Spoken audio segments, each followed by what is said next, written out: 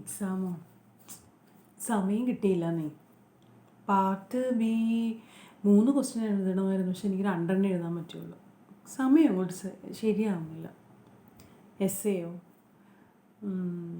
Essay അത് തന്നെ ഒരെണ്ണം നല്ല വൃത്തിയായിട്ട് അങ്ങ് എഴുതി, അടുത്തൊരെണ്ണം എഴുതാൻ വന്നപ്പോഴത്തേക്ക് സമയം കിട്ടിയില്ല. പാർട്ടിയുടെ കാര്യം പിന്നെ പറയണ്ടല്ലോ, ഒരു വരി എഴുതി വെച്ചു. ഇത് എൻ്റെ മാത്രം പ്രശ്നമല്ല കേട്ടോ, നിങ്ങളുടെയും പ്രശ്നമാണ്.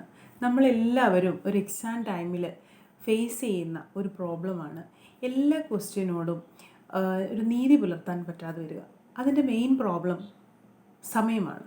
നമ്മളെല്ലാവരും പറയും ആ ക്വസ്റ്റ്യൻ എഴുതാൻ സമയം കിട്ടിയില്ല, ഈ ക്വസ്റ്റ്യൻ എഴുതാൻ സമയം കിട്ടിയില്ല, സമയം കിട്ടിയത് തന്നെ കൃത്യമായി എഴുതി തീർക്കാൻ കഴിഞ്ഞില്ല. ഇതെല്ലാവരുടെയും ഒരു ഇഷ്യൂ ആണ്.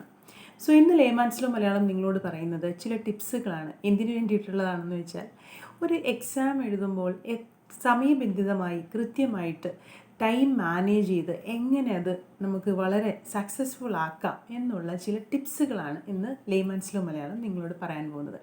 ഞാനും ഒരുപാട് ഈ ഒരു ഇഷ്യൂ ഒക്കെ ഫേസ് ചെയ്തിട്ടുള്ളൊരു വ്യക്തിയാണ്. അപ്പോൾ അതുകൊണ്ട് തന്നെ സ്റ്റുഡൻസിന് ഇത് എങ്ങനെ ഒരു എക്സാമിനെ അപ്രോച്ച് ചെയ്യുമ്പോൾ ഒരു ബുദ്ധിമുട്ടുണ്ടാകും ഇതൊക്കെ തന്നെ എനിക്ക് മനസ്സിലാക്കാൻ പറ്റും. സോ അപ്പോൾ ഇന്ന് നമ്മളുടെ ടോപ്പിക്ക് സബ്ജക്റ്റ് റിലേറ്റഡ് ഒന്നുമല്ല, വളരെ ജനറൽ ആയിട്ടുള്ളൊരു ടോപ്പിക്കാണ്. That is time management. എങ്ങനെ നമ്മുടെ ഒരു സമയം ടൈം മാനേജ്മെൻറ്റ് ഫോർ എക്സാം. ഇതിന് ലേമാൻസിലോ മലയാളം നിങ്ങളോട് പറയുന്ന ഫസ്റ്റ് ടിപ്പ് എന്ന് പറയുന്നത്, ആദ്യം നമ്മൾ എന്ത് ചെയ്യണം, നമ്മുടെ എക്സാം എന്താണെന്ന് മനസ്സിലാക്കണം.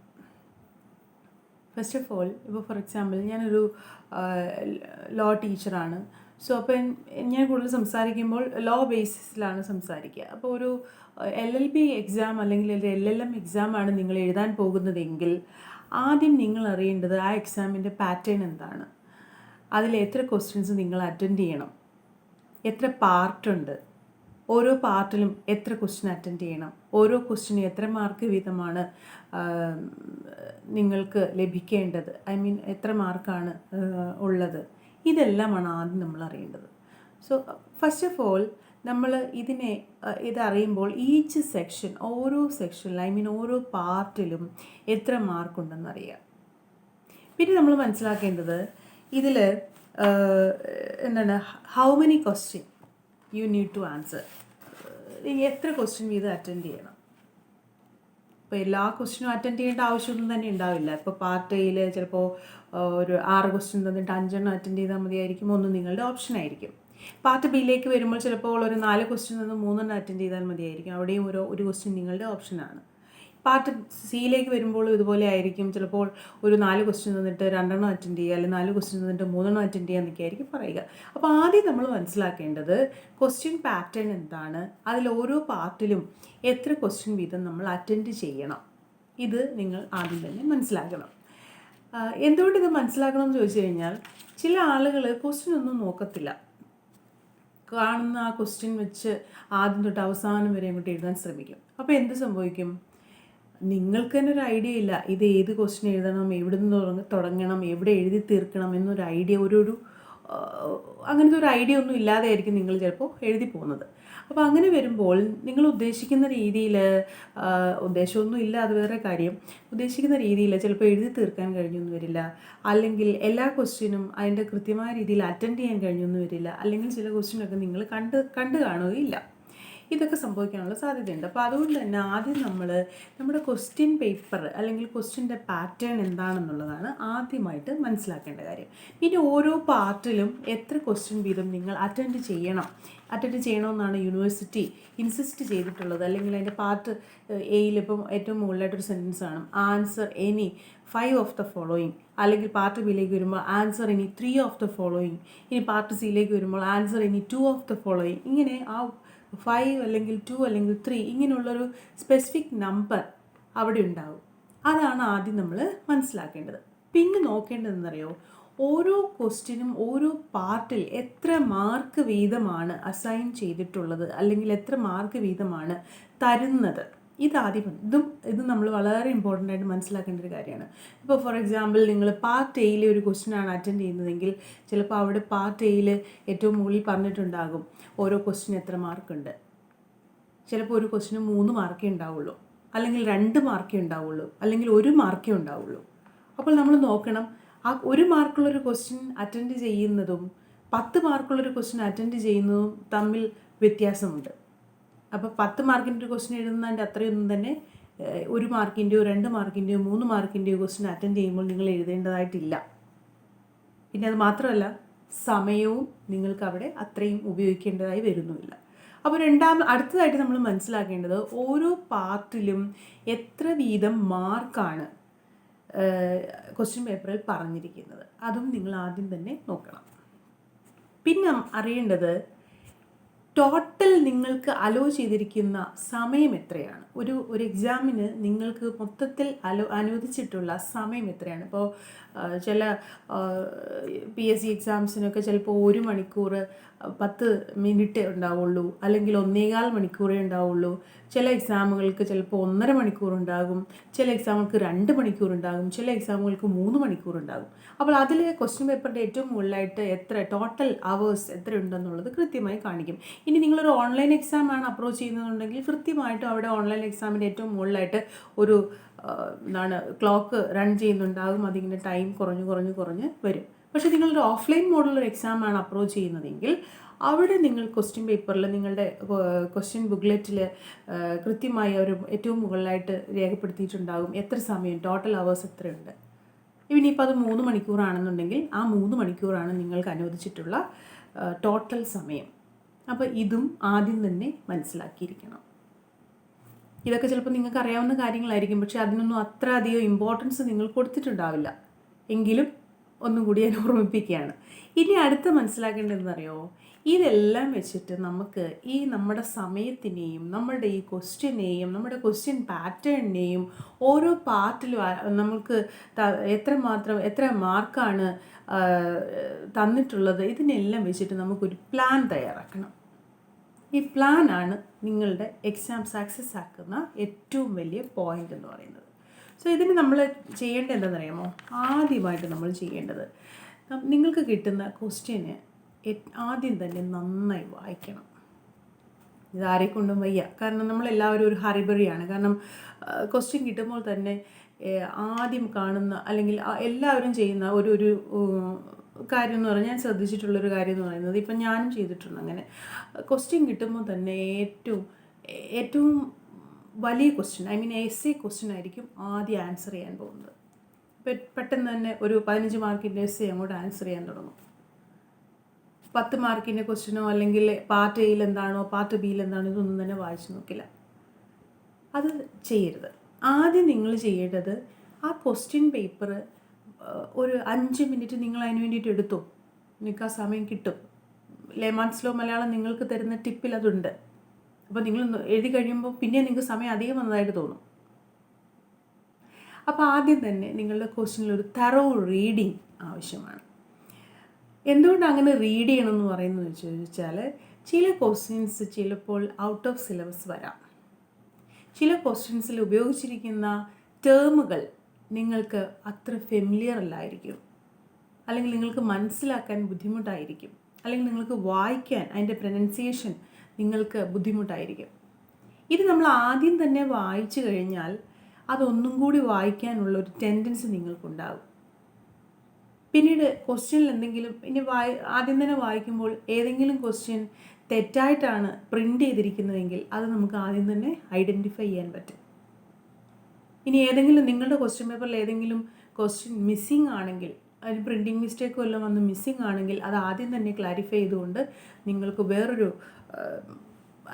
നിങ്ങളുടെ ക്വസ്റ്റ്യൻ പേപ്പറിൻ്റെ മാത്രം പ്രോബ്ലമാണോ അതോ മറ്റൊരാളുടെ ക്വസ്റ്റ്യനിൽ അതേ തെറ്റ് ആവർത്തിച്ചിട്ടുണ്ടോ, ഇതൊക്കെ ഒന്ന് എന്ത് ചെയ്യാൻ പറ്റും, ചെക്ക് ചെയ്യാനായിട്ടുള്ളൊരു അവസരം ആദ്യം തന്നെ ലഭിക്കും. അപ്പോൾ അവിടെ ഒരു സൊല്യൂഷനും ഉണ്ടാകും. അപ്പോൾ അതുകൊണ്ട് തന്നെയാണ് നമ്മൾ ആദ്യം തന്നെ ക്വസ്റ്റ്യൻ പേപ്പർ വളരെ തറവായിട്ട് റീഡ് ചെയ്യണം. അതിലിപ്പോൾ കുറച്ച് സമയം ഒരു 5 മിനിറ്റ് നിങ്ങൾ കഴിഞ്ഞ് ഒരു 7 മിനിറ്റ് എടുത്തു എന്ന് വിചാരിച്ചോ, അല്ലെങ്കിൽ 10 മിനിറ്റ് എടുത്താലും തെറ്റില്ല. അപ്പോൾ നിങ്ങൾ വിചാരിക്കും 10 മിനിറ്റ് അങ്ങ് പോയില്ലേ എന്ന് വിചാരിക്കും. ആ 10 മിനിറ്റ് നിങ്ങൾക്കത് നഷ്ടമല്ല, നേരെ മറിച്ച് നിങ്ങൾക്കത് വളരെ ലാഭമാണ്. ഞാൻ പറഞ്ഞു വരുമ്പോൾ നിങ്ങൾക്കത് മനസ്സിലാവും. ഇനി അടുത്തത്, ഇങ്ങനെ വായിക്കുന്നത് കൊണ്ട് എന്താ ഗുണമെന്ന് വെച്ച് കഴിഞ്ഞാൽ, പിന്നീട് നിങ്ങൾ ഒരു ഭയങ്കര തിരക്ക് പിടിച്ച് ഒരു ക്വസ്റ്റ്യൻ അറ്റൻഡ് ചെയ്യാൻ വേണ്ടിയിട്ട് സമയം കിട്ടുന്നില്ല, ഒരു ക്വസ്റ്റ്യൻ അറ്റൻഡ് ചെയ്യാൻ വരികയാണ്. അപ്പോൾ ആദ്യത്തെ ആ നമ്മുടെ ഒരു ടെൻഷൻ കൊണ്ട് നിങ്ങൾ വായിക്കുമ്പോൾ ചിലപ്പോൾ നിങ്ങൾക്കതിൻ്റെ മീനിങ്, അതിൻ്റെ പ്രോപ്പറായിട്ട് നിങ്ങൾക്കത് ക്യാച്ച് ചെയ്യാൻ കഴിഞ്ഞെന്ന് വരില്ല. അതേസമയം നിങ്ങൾ ആദ്യം തന്നെ വളരെ മനസ്സിരുത്തി അത് വായിച്ചിട്ടാണ് പിന്നീട് വേഗം അതൊന്ന് വായിക്കുന്നതെങ്കിൽ, ഓൾറെഡി നിങ്ങളത് വായിച്ചതായതുകൊണ്ട് പെട്ടെന്ന് എന്ത് ചെയ്യാൻ പറ്റും, അത് എന്താണ് ആ ക്വസ്റ്റ്യനിൽ എക്സാമിനർ ഉദ്ദേശിക്കുന്നതെന്നുള്ളത് നിങ്ങൾക്ക് വേഗം തന്നെ മനസ്സിലാക്കാൻ പറ്റും. അപ്പോൾ നിങ്ങളുടെ ആ ഒരു ടെൻഷൻ, അല്ലെങ്കിൽ നിങ്ങൾക്ക് അവിടെ സമയം വേഗം പോവല്ലോ എന്നുള്ള ഒരു ഫിയർ ഒന്നും തന്നെ ആ ക്വസ്റ്റ്യൻ വായിക്കുന്നതിനെ അഫക്റ്റ് ചെയ്യില്ല. അപ്പോൾ അതുകൊണ്ടാണ് ആദ്യം തന്നെ എന്ത് ചെയ്യണം, ക്വസ്റ്റ്യൻ വളരെ നന്നായിട്ട്, വളരെ തറവായിട്ട് റീഡ് ചെയ്യണം. Each and every question read ചെയ്യണം. ഇനി നമ്മൾ അടുത്ത് ചെയ്യേണ്ടതെന്ന് വെച്ച് കഴിഞ്ഞാൽ, ഇങ്ങനെ വായിച്ചു കഴിഞ്ഞതിന് ശേഷം നിങ്ങൾ ക്വസ്റ്റ്യൻസ് സെലക്ട് ചെയ്യണം. ഓരോ പാർട്ടിൽ നിന്നും, ഇപ്പോൾ പാർട്ട് എയിൽ 5 ക്വസ്റ്റ്യനാണ് എഴുതേണ്ടതെങ്കിൽ ടോട്ടൽ ക്വസ്റ്റ്യനിൽ നിന്നും നിങ്ങൾക്ക് അറിയാവുന്ന, നിങ്ങൾ വായിക്കുമ്പോൾ തന്നെ നിങ്ങൾക്ക് മനസ്സിലാവും, നിങ്ങൾ ആ 5 ക്വസ്റ്റ്യൻസ് അവിടെ എന്ത് ചെയ്യണം, ടിക്ക് ഇട്ട് വയ്ക്കുകയോ അല്ലെങ്കിൽ ക്വസ്റ്റ്യനിൽ റൗണ്ട് ഇട്ട് വയ്ക്കുകയോ എന്താണെന്ന് വെച്ച് ചെയ്യുക. അങ്ങനെ ഓരോ പാർട്ടിൽ നിന്നും ക്വസ്റ്റ്യൻസ് നിങ്ങൾ ചൂസ് ചെയ്ത് വയ്ക്കുക. പിന്നെ നിങ്ങൾക്ക് അതിങ്ങനെ നോക്കി പോകേണ്ട കാര്യം വരുന്നില്ല. അപ്പോൾ സെക്കൻഡായിട്ട് ചെയ്യേണ്ടത് എന്താണ്, ക്വസ്റ്റ്യൻസ് ചൂസ് ചെയ്യുക, ക്വസ്റ്റ്യൻസ് സെലക്ട് ചെയ്യുക. പിന്നീട് ചെയ്യേണ്ടത്, ഇങ്ങനെ സെലക്ട് ചെയ്യുന്നതിന് ഒരു കാര്യം നിങ്ങൾ ശ്രദ്ധിക്കണം. അതായത് മോസ്റ്റ് ഫെമിലിയർ ആയിട്ടുള്ള, ഏറ്റവും നിങ്ങൾക്ക് അറിയാവുന്ന എന്ന് നിങ്ങൾക്ക് ഉറപ്പുള്ള ക്വസ്റ്റ്യൻസ് ആയിരിക്കണം നിങ്ങൾ സെലക്ട് ചെയ്യേണ്ടത്. ഇനി അങ്ങനെ സെലക്ട് ചെയ്യുന്നതിൽ ഇപ്പം 5 എണ്ണം സെലക്ട് ചെയ്യണം, അതിൽ 4 എണ്ണം നിങ്ങൾക്ക് വളരെ നന്നായി അറിയാവുന്നതാണ്. പക്ഷേ 2 ക്വസ്റ്റ്യനിൽ നിന്നും അടുത്തൊരു ക്വസ്റ്റ്യൻ സെലക്ട് ചെയ്യാൻ നിങ്ങൾക്ക് കൺഫ്യൂഷൻ വരുന്നുണ്ടെങ്കിൽ അതിലേറ്റവും നിങ്ങൾക്ക് ഫെമിലിയർ ഏതാണ് അതായിരിക്കണം സെലക്ട് ചെയ്യേണ്ടത്. ഓക്കെ, അപ്പോൾ അങ്ങനെ നിങ്ങൾ ക്വസ്റ്റ്യൻ സെലക്ട് ചെയ്യുക. ഇനി ഇവിടെ എപ്പോഴും എക്സാം എഴുതുമ്പോൾ വളരെ റിയലിസ്റ്റിക് ആയിട്ട് വേണം എഴുതാൻ. അല്ലാതെ ഐ എം എ പെർഫെക്ഷനിസ്റ്റ്, അല്ലെങ്കിൽ ഞാൻ വളരെ വലിയൊരു സംഭവമാണ്, ഞാൻ ഇതിനെയൊക്കെ ഭയങ്കര പെർഫെക്ഷനോട് കൂടിയേ പ്രസൻറ്റ് ചെയ്യുള്ളൂ, അങ്ങനത്തെ പിടിവാശികളൊന്നും തന്നെ, അങ്ങനത്തെ എന്താ പറയുക, ഭയങ്കര വലിയ നിയമങ്ങളൊന്നും തന്നെ എക്സാമിലില്ല. എപ്പോഴും നിങ്ങൾ റിയലിസ്റ്റിക് ആയിട്ട് തന്നെ അപ്രോച്ച് ചെയ്യുക. അപ്പോൾ റിയലിസ്റ്റിക് ആകുക എന്ന് പറഞ്ഞു കഴിഞ്ഞാൽ, നിങ്ങൾക്ക് അനുവദിച്ചിട്ടുള്ള സമയം, നിങ്ങളുടെ മുമ്പിലുള്ള നിങ്ങളുടെ ടാസ്ക്, നിങ്ങളുടെ ക്വസ്റ്റ്യൻ, ഇതെല്ലാം നിങ്ങളുടെ എഫിഷ്യൻസി, ഇതെല്ലാം വെച്ച് വേണം നിങ്ങളുടെ ആൻസർ നിങ്ങൾ റിയലിസ്റ്റിക് ആക്കാൻ. അത് ഫോർ എക്സാമ്പിൾ, ചില ആൻസർ ഷീറ്റുകൾ കാണുമ്പോൾ അതിൽ പാർട്ട് സി, അതായത് എസ്എ ക്വസ്റ്റ്യൻ ആയിരിക്കും അവർ ആൻസർ ചെയ്യുക ആദ്യം തന്നെ. അപ്പോൾ നമ്മൾ നോക്കുമ്പോൾ ആദ്യത്തെ ക്വസ്റ്റ്യൻ വളരെ പെർഫെക്റ്റായിട്ട്, വളരെ ഭംഗിയായിട്ട് എഴുതി തുടങ്ങി ഒരു 7-8 പേജൊക്കെ വളരെ ഭംഗിയായിട്ട്, ഇപ്പോൾ ഒരു LB എക്സാം ആണെങ്കിൽ, ഇപ്പോൾ ഫോർ എക്സാമ്പിൾ ഒരു ക്രിമിനലോ അല്ലെങ്കിൽ ഒരു IPCയുടെ ഒരു ആൻസർ ഷീറ്റ് ആണെങ്കിൽ അതൊക്കെ വളരെ ഭംഗിയായിട്ട് എഴുതി കേസ് ലോസും സെക്ഷൻസും എല്ലാം തന്നെ കോട്ട് ചെയ്ത് എഴുതിയിട്ടുണ്ടാവും ആദ്യത്തെ ആൻസർ. രണ്ടാമത്തെ ആൻസറിലേക്ക് പോകുമ്പോൾ ഒന്നും ഉണ്ടാവില്ല. പിന്നെ ഓരോ പാർട്ടിലേക്ക് പോകുമ്പോൾ നമ്മളുടെ ആദ്യത്തെ ആ ഒരു പ്രതീക്ഷ ഉണ്ടല്ലോ, ആദ്യത്തെ ആൻസർ വായിച്ച ആ ഒരു എഫക്റ്റ് അതങ്ങ് പോകും. ഇവിടെ ഈ എക്സാം എഴുതിയ വ്യക്തി എന്ന് പറയുന്നത് ഒരു പെർഫെക്ഷനിസ്റ്റിനെ പോലെയാണ് ആദ്യം ബിഹേവ് ചെയ്തത്. പിന്നീട് അയാൾ റിയലിസ്റ്റിക്കായി, കാരണം അയാളുടെ കയ്യിൽ നിന്ന് സമയം പോയി. ആദ്യത്തെ ആൻസർ എഴുതിയിരുന്ന് ചിലപ്പോൾ ഒരു 1.5-2 മണിക്കൂർ അങ്ങോട്ട് തീർന്നിട്ടുണ്ടാവും. പിന്നെ റിയലിസ്റ്റിക്കായി. അപ്പോൾ എന്ത് ചെയ്തു, വളരെ റിയലിസ്റ്റിക്കായിട്ട് എന്തെങ്കിലുമൊക്കെ അറിയാവുന്നത് കാട്ടിക്കൂട്ടി എഴുതി വെച്ചിട്ട് പോയി. ഇത് നമ്മളെ ഡിസപ്പോയിൻറ്റഡ് ആക്കും. ഒരു എക്സാമിനർ എന്ന നിലയിൽ, എക്സാം പേപ്പറുകൾ വാല്യൂ ചെയ്തിട്ടുള്ള വ്യക്തി എന്ന നിലയിൽ നമ്മൾ ഭയങ്കര ഡിസപ്പോയിൻറ്റഡ് ആകും. കാരണം അങ്ങനെയാണ് ആ പേപ്പറിൻ്റെ ഒരു പാറ്റേൺ പോകുന്നത്. സോ ഇനി ഇവിടെ അടുത്ത് നമ്മൾ നോക്കേണ്ടത്, അഡീഷണൽ ഷീറ്റുകൾ നിങ്ങൾക്ക് ആവശ്യമാണെങ്കിൽ അത് നിങ്ങൾക്ക് ഇപ്പോൾ ഒരു പേപ്പർ എഴുതി തീർന്ന് അതിൻ്റെ ലാസ്റ്റ് വരി എത്തുമ്പോഴല്ല നിങ്ങൾ അഡീഷണൽ ഷീറ്റ് വേണമെന്ന് ഇൻവിജിലേറ്ററോട് ആവശ്യപ്പെടേണ്ടത്. നിങ്ങൾക്ക് അഡീഷണൽ ഷീറ്റ് വേണ്ടി വരുമെന്ന് നിങ്ങൾക്ക് ബോധ്യമുണ്ടെങ്കിൽ ആ പേപ്പർ എഴുതി തീരുന്നതിന് മുൻപേ തന്നെ നിങ്ങൾ എന്ത് ചെയ്യണം, നിങ്ങളുടെ കൈ ഉയർത്തണം. അവിടെ വലിയൊരു സിറ്റുവേഷൻ നമുക്ക് അവോയ്ഡ് ചെയ്യാൻ പറ്റും. അതായത് നിങ്ങൾ ഭയങ്കര ടെൻഷനോടുകൂടി ഒരു പേപ്പർ ആവശ്യപ്പെടുകയാണ്. ചിലപ്പോൾ ഇൻവിജിലേറ്റർക്ക് നിങ്ങളുടെ കാര്യം മാത്രമല്ല, ഒരു ഹാളിൽ നിൽക്കുന്ന എല്ലാവരുടെയും കാര്യം ശ്രദ്ധിക്കണം. പിന്നെ അവർക്ക് അവരുടേതായ എന്തെങ്കിലും അസ്വസ്ഥതകളൊക്കെയും ഉണ്ടാകും. അപ്പോൾ നിങ്ങളുടെ അടുത്തേക്ക് എത്തുവാനായിട്ട് ചിലപ്പോൾ കുറച്ചൊരു ഡിലേ വരും.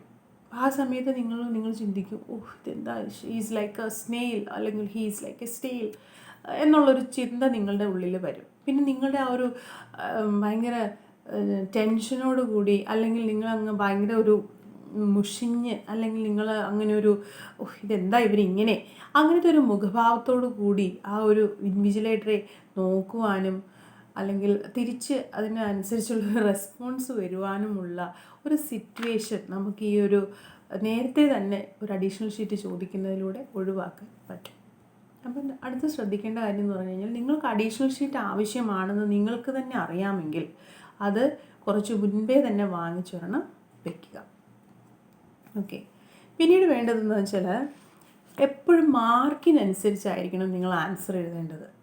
ഇപ്പോൾ ഒരു 2 മാർക്കിൻ്റെ ക്വസ്റ്റ്യൻ ആണ്, പക്ഷേ അത് നിങ്ങൾ എസ്സേക്ക് വന്നാൽ എങ്ങനെ എഴുതണം എന്നുള്ള രീതിയിലാണ് പഠിച്ചു വെച്ചിരിക്കുന്നത്. പക്ഷേ ആ ക്വസ്റ്റ്യൻ വന്നത് 2 മാർക്കിനാണ്.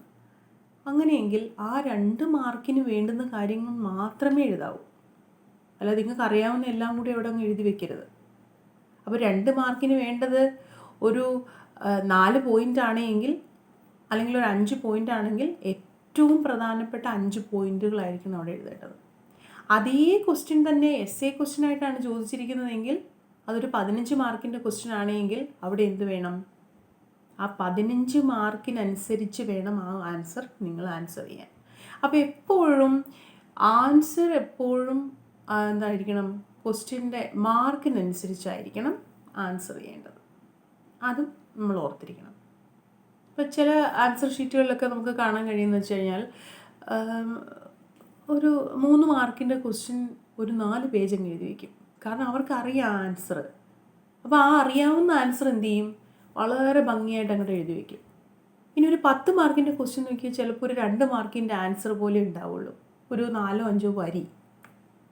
അപ്പോൾ അതാണ് പറയുന്നത്, എപ്പോഴും നിങ്ങൾ ഒരു ക്വസ്റ്റ്യൻ ആൻസർ ചെയ്യുമ്പോൾ അവിടെ മാർക്ക്, ആ ക്വസ്റ്റ്യന് എത്ര മാർക്കാണുള്ളത് അതിനനുസരിച്ച് വേണം എന്ത് ചെയ്യാൻ, ആൻസർ ചെയ്യാനായിട്ട്. പിന്നെ പല പേപ്പറുകളിലും കണ്ടിരിക്കുന്നൊരു കാര്യം എന്ന് വെച്ച് കഴിഞ്ഞാൽ, എസ്സേ ആദ്യം എഴുതും. ആദ്യം എഴുതണ്ടെന്നല്ല ഞാൻ പറയുന്നത്, ആദ്യം എഴുതണമെന്നുമില്ല.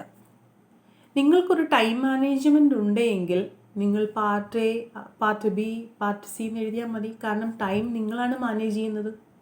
എന്തുകൊണ്ടാണ് നമ്മൾ എസ്സേ ആദ്യം എഴുതാൻ ശ്രമിക്കുന്നത്? എസ്സേ ആദ്യം എഴുതാൻ പറ്റിയില്ലെങ്കിൽ അവസാനം എഴുതാൻ സമയം കിട്ടത്തില്ല. അതുകൊണ്ട് എസ്സേ എന്ത് ചെയ്യണം, ആദ്യം എഴുതണം.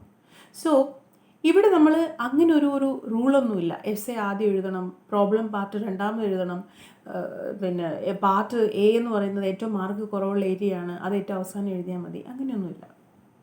ഇവിടെ ഞാൻ പല പേപ്പറുകളിലും കണ്ടിട്ടുള്ളൊരു കാര്യം, പാർട്ട് എ അങ്ങ് വിട്ടുകളയും.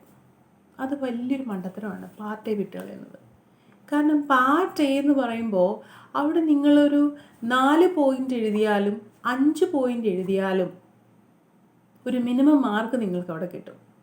ഒരു 1.5 മാർക്ക് അല്ലെങ്കിൽ 1 മാർക്ക് ഒക്കെ നിങ്ങൾക്ക് അവിടെ കിട്ടും. ഏറ്റവും നന്നായിട്ട് എഴുതുന്നവർക്ക് 2-2.5 മാർക്കൊക്കെ കിട്ടും. അപ്പോൾ ചില ആളുകൾ എന്ത് ചെയ്യും, 2-3 മാർക്കിൻ്റെ ക്വസ്റ്റ്യൻ അല്ലേ, കുഴപ്പമില്ല എന്ന് വിചാരിച്ചിട്ട് അത് വിട്ടുകളയും. അവിടെ നിങ്ങൾക്ക് ഉറപ്പായിട്ടും കിട്ടേണ്ട 1.5 മാർക്ക് അല്ലെങ്കിൽ 2 മാർക്കാണ് അവിടെ നഷ്ടപ്പെട്ടത്.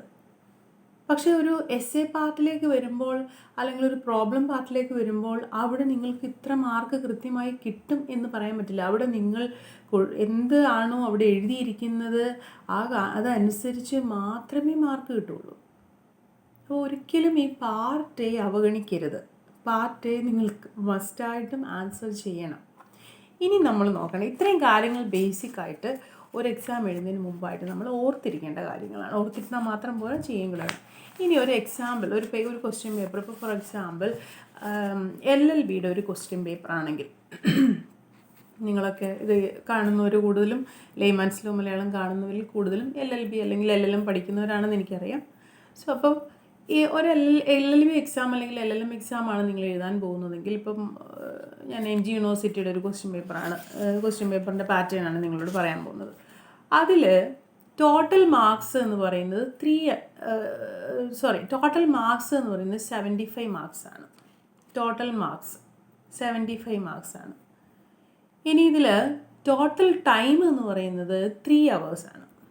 സോ 3 മണിക്കൂർ 75 മാർക്കിന് നിങ്ങൾ എന്ത് ചെയ്യണം? എക്സാം എഴുതണം. ഇനി എൻ്റെ പാറ്റേണിലേക്ക് പോകുമ്പോൾ ടോട്ടൽ മാർക്കിനെ നമുക്ക് 3 പാർട്ടായിട്ടാണ് തിരിച്ചിരിക്കുന്നത്. Part A, part B and part C. Part എയിൽ മൊത്തം ആൻസർ ചെയ്യേണ്ടത് 5 ക്വസ്റ്റ്യനാണ്. 3 മാർക്ക് വീതം ഉള്ള 5 ക്വസ്റ്റ്യനുകൾ, ടോട്ടൽ 15 മാർക്കാണുള്ളത്. പാർട്ട് ബിയിലേക്ക് വരുമ്പോൾ 10 മാർക്ക് വീതമുള്ള 3 ക്വസ്റ്റ്യനുകൾ നിങ്ങൾ അവിടെ എന്ത് ചെയ്യണം? ആൻസർ ചെയ്യണം. സോ ടോട്ടൽ മാർക്ക് എന്ന് പറയുന്നത് 30 മാർക്കാണ്. പാർട്ട് സിയിലേക്ക് വരുമ്പോൾ 15 മാർക്കിൻ്റെ 2 ക്വസ്റ്റ്യനാണ് നിങ്ങൾ ആൻസർ ചെയ്യേണ്ടത്. So total mark is 30. അപ്പോൾ പാർട്ട് എയിൽ ടോട്ടൽ മാർക്ക് 15, പാർട്ട് ബിയിൽ 30, പാർട്ട് സിയിൽ 30. സോ ടോട്ടൽ അപ്പോൾ നമ്മൾ മൊത്തത്തിൽ മാർക്ക് എടുക്കുമ്പോൾ 30, 60 പ്ലസ് 15 വരുമ്പോൾ എന്താണ് 75 മാർക്ക് വരും. ടോട്ടൽ അവേഴ്സ് എത്രയാണ്? 3 hours ആണ്. അപ്പോൾ നമ്മൾ നോക്കുമ്പോൾ 75 മാർക്കിനുള്ള ക്വസ്റ്റ്യൻ 3 മണിക്കൂർ കൊണ്ട് എങ്ങനെ എഴുതി തീർക്കും? ഇതൊരു വലിയ ക്വസ്റ്റ്യനാണ്. സോ അപ്പോൾ ഇവിടെ നോക്കേണ്ടത് ഇതിനെ എങ്ങനെ നമുക്കൊന്ന് സ്പ്ലിറ്റ് ചെയ്യാം. നമ്മുടെ ആ ഒരു പ്ലാൻ, അതാണ് ആ പ്ലാനിലേക്കാണ് ഞാൻ വരുന്നത്. സോ ഇപ്പോൾ ഇവിടെ ആദ്യം നിങ്ങൾ ഈ മാർക്കിനെ നിങ്ങൾ എന്ത് ചെയ്യണമെന്നറിയോ? ഇപ്പോൾ ഒരു എക്സാമ്പിൾ ഞാൻ പറയാം. നിങ്ങൾ ട്രിവാൻഡ്രത്താണ് താമസിക്കുന്നതെന്ന് വിചാരിക്കാം. നിങ്ങൾക്ക് വരേണ്ടത് എറണാകുളത്താണ്. അപ്പോൾ നമ്മൾ എന്ത് ചെയ്യും? 10 മണിയാകുമ്പോൾ നിങ്ങൾക്ക് എറണാകുളത്ത് എത്തണം. അപ്പോൾ ട്രിവാൻഡ്രത്ത് നിന്നും 10 മണിക്ക് നിങ്ങൾ എറണാകുളം എത്തണമെങ്കിൽ, രാവിലെ 10 മണിക്ക് എറണാകുളം എത്തണമെങ്കിൽ നിങ്ങളൊരു വീട്ടിൽ നിന്ന് 9 മണിക്ക് ഇറങ്ങുള്ളൂ? അല്ല. അപ്പോൾ എന്ത് ചെയ്യും? കുറച്ച് നേരത്തെ ഇറങ്ങി ഒരു 9 മണിയാകുമ്പോഴത്തേക്ക് നിങ്ങളെത്തും. ഇനി എറണാകുളത്ത് തന്നെ താമസിക്കുന്നൊരു വ്യക്തിയാണ്, അതായത് ഈ എത്തേണ്ട ഡെസ്റ്റിനേഷനിൽ നിന്നും ഒരു 10 മിനിറ്റ് മാറി താമസിക്കുന്നൊരു വ്യക്തിയാണെങ്കിൽ അദ്ദേഹം ഉറപ്പായിട്ടും ഒരു 10 ആകാൻ ഒരു 2 മിനിറ്റ് ഉള്ളപ്പോഴായിരിക്കും അവിടെ എത്തുക. ഇതുപോലെയാണ് നമ്മുടെ എക്സാമും. കാരണം നമ്മൾ എന്ത് ചെയ്യും? ഈ ഒരു ക്വസ്റ്റ്യനിലേക്ക് എത്താൻ വേണ്ടിയിട്ട്, അല്ലെങ്കിൽ നമ്മൾ ഇത് എഴുതി തീർക്കാൻ വേണ്ടിയിട്ട് നമ്മൾ കിടന്ന് ഭയങ്കര പെടാപ്പാട് പെടും. അതിന് 3 മണിക്കൂറേ ഉള്ളൂ, അവസാനത്തെ 1 മിനിറ്റ് വരെ നിങ്ങൾ എഴുതിക്കൊണ്ടിരിക്കും. അതേസമയം നിങ്ങൾ വിചാരിക്കുക, ഈ 3 മണിക്കൂറില്ല, 2.5 മണിക്കൂറേ ഉള്ളൂ. എക്സാം എഴുതാൻ 2.5 മണിക്കൂറേ ഉള്ളൂ എന്നങ്ങ് ലിമിറ്റ് ചെയ്യുക. നിങ്ങൾ സ്വയം അങ്ങ് ലിമിറ്റ് ചെയ്യുക. അപ്പോൾ എന്ത് ചെയ്യും? 2.5 മണിക്കൂറിനുള്ളിൽ നിങ്ങൾക്ക് എഴുതി തീർക്കാനായിട്ട് പറ്റും.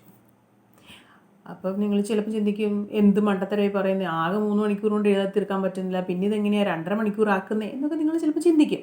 പക്ഷേ നിങ്ങളൊന്ന് ട്രൈ ചെയ്ത് നോക്കൂ.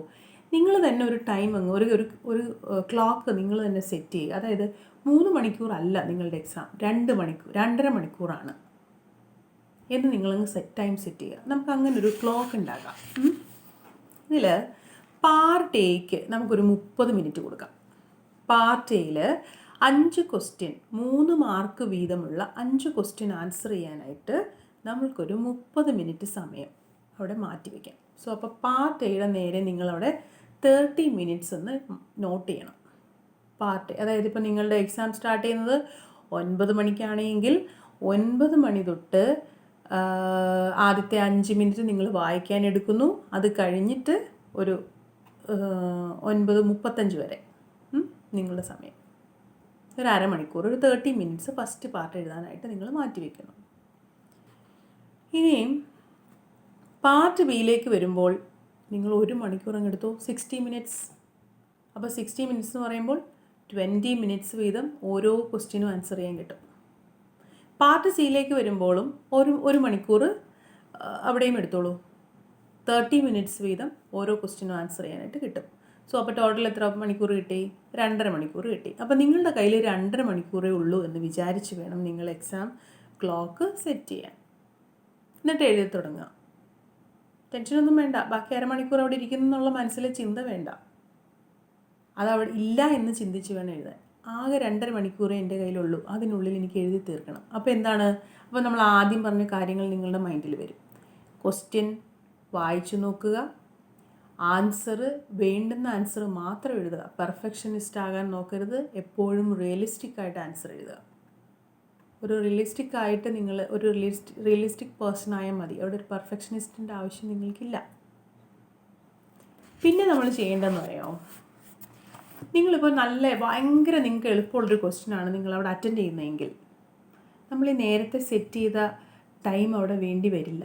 കാരണം നിങ്ങൾക്ക് അറിയാവുന്ന ഒരു ആൻസറാണ് നിങ്ങൾ എഴുതുന്നത്. അപ്പോൾ അറിയാവുന്ന ഒരു ആൻസർ നിങ്ങൾ അവിടെ എഴുതുമ്പോൾ നമ്മൾ നേരത്തെ പറഞ്ഞ 10 അല്ലെങ്കിൽ 20 മിനിറ്റൊന്നും അവിടെ വേണ്ട. കുറച്ചുകൂടി സമയം നിങ്ങൾക്ക് അവിടെ കിട്ടും. ഇനി നിങ്ങൾക്ക് ഒട്ടും അത്ര അങ്ങോട്ട് അറിയാത്തൊരു ആൻസറാണ് നിങ്ങൾ എഴുതിക്കൊണ്ടിരിക്കുന്നതെങ്കിൽ നേരത്തെ സേവ് ചെയ്ത ടൈം നിങ്ങൾക്ക് ഇവിടെ ഉപയോഗിക്കാൻ പറ്റും. അതുകൊണ്ടാണ് നമ്മളെല്ലാവരും പറയുന്നത് അറിയാവുന്ന ക്വസ്റ്റ്യൻസ് ആദ്യം എഴുതണം, അപ്പോൾ പെട്ടെന്ന് എഴുതി തീർക്കാൻ പറ്റും. പക്ഷെ ചിലരെന്ത് ചെയ്യും, അറിയാവുന്ന ക്വസ്റ്റ്യൻ ആണല്ലോ എന്ന് വിചാരിച്ച് എഴുതിക്കൊണ്ടേയിരിക്കും. അങ്ങനെ എഴുതരുത്. അതിനൊരു ബൗണ്ടറി ഫിക്സ് ചെയ്യണം. ആ ബൗണ്ടറി എന്ന് പറയുന്നത് അതിൻ്റെ മാർക്കാണ്. 3 മാർക്കിൻ്റെ ക്വസ്റ്റ്യൻ ആണെങ്കിൽ ആ 3 മാർക്കിൻ്റെ ബൗണ്ടറിക്കുള്ളിൽ അതിനെ നിർത്തണം. 10 മാർക്കിൻ്റെ ക്വസ്റ്റ്യൻ ആണെങ്കിൽ ബൗണ്ടറി അങ്ങ് ദൂരെയും നിങ്ങളുടെ ഉത്തരം ഒരുപാട് അടുത്തും അങ്ങനെ ഒരു ഡിസ്റ്റൻസ് വരാൻ പാടില്ല. ആ ബൗണ്ടറിയിൽ എത്തിക്കണം. ഇനി 15 മാർക്കിൻ്റെ ഒരു ക്വസ്റ്റ്യൻ ആണെന്നുണ്ടെങ്കിലും അതിൻ്റെ ബൗണ്ടറിയിൽ അതിനെ എത്തിക്കണം. അപ്പം അത് അങ്ങനെ എത്തിക്കുന്നതും ഒരു കഴിവാണ്. അതിൻ്റെ ഉള്ളിൽ നിർത്തുന്നതും ഒരു കഴിവാണ്. സോ ഇനി നിങ്ങൾക്ക് അത്രയ്ക്ക് അറിയാത്തൊരു ക്വസ്റ്റ്യൻ ആണ് നിങ്ങൾ ആൻസർ ചെയ്യുന്നതെങ്കിൽ അതുകൊണ്ട് ക്ലിയർ ആകുന്നില്ല എന്ന് വിചാരിക്കുക. ക്ലിയർ ആകുന്നില്ല എന്ന് വിചാരിച്ചിട്ട് അത് ക്വിറ്റ് ചെയ്യരുത്. ഒരിക്കലും അത് അവിടെ ഇട്ടിട്ട് പോകരുത്. അത് അവിടെ എന്ത് ചെയ്യുക, അതിനാണ് അവിടെ പെൻഡിങ്ങിൽ വെച്ചിട്ട് ബാക്കിയുള്ള എല്ലാ പാർട്ടും എഴുതി തീർക്കുക. എഴുതി തീർത്തതിന് ശേഷം ഈ ഒരു ക്വസ്റ്റ്യനിൽ നിങ്ങൾക്കറിയാവുന്ന എന്തെങ്കിലും ഐഡിയാസൊക്കെ ഇട്ട് ഒരു ആൻസർ അവിടെ എഴുതി വയ്ക്കുക.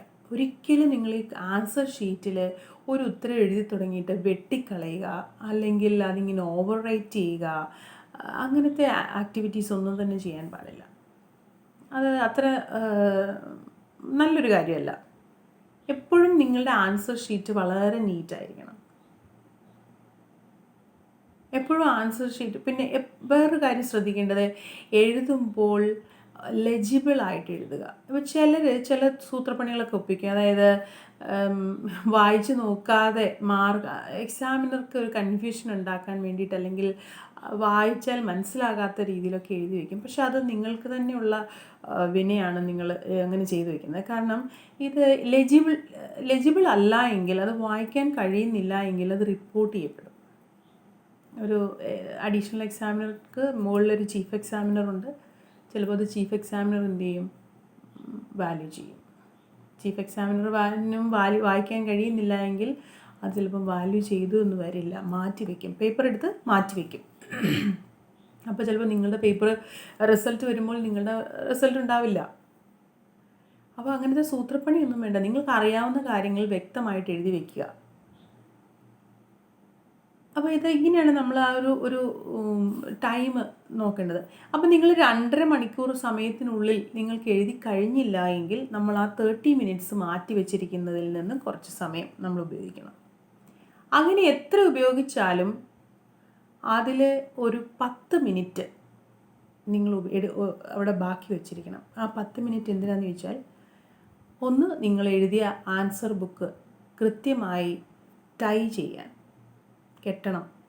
നൂലിട്ട് വളരെ കൃത്യമായി എല്ലാ പേജ് നമ്പറും വളരെ 1, 2, 3 ആ ഓർഡറിലാണോ എന്ന് നോക്കി നിങ്ങളത് കെട്ടിവെക്കണം.